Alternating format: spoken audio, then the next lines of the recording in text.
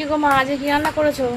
আজকে বাঁধাকপি তরকারি করেছি, এই যে পেঁয়াজ টিয়াজ দিয়ে টমেটো দিয়ে, এমনি আর কোনো মশলা নেই, পেঁয়াজ দিয়ে এটা হালকা করে করি, খেতে খুব ভালো হয়। যে তোমরা রেসিপি চাও তোমাদের দিতে পারি।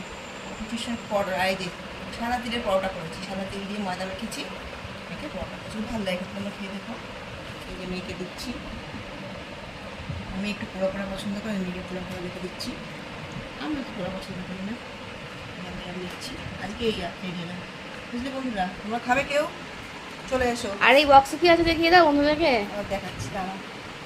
দেখো বন্ধুরা, এই যে তিলের পরোটার এই তরকারি, এই এই যে আম সকালে অনেকগুলো কেটেছিলাম, খেয়েছি।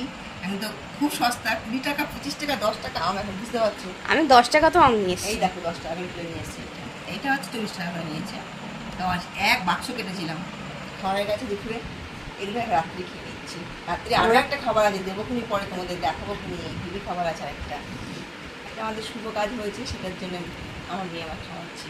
আমাদের কেশুর জন্মদিন গেছে, তো কোনো কারণে সেটা সেদিনকে সেলিব্রেট করা হয়নি, জুন মাসের 19 তারিখে। তো অসুবিধা ছিল, ওই জন্যে আজকে সেটা সেলিব্রেট হবে, কেক নিয়ে আসা হয়েছে, তাদের দেখাবো। কেশুও কাটবে, আমরাও খাবো। ঠিক আছে বন্ধুরা, গুড নাইট। কার কার খেতে ইচ্ছা করছে চলে আসো, দেরি হলে অসুবিধা নেই, সব রাখা আছে। ঠিক আছে, বাই।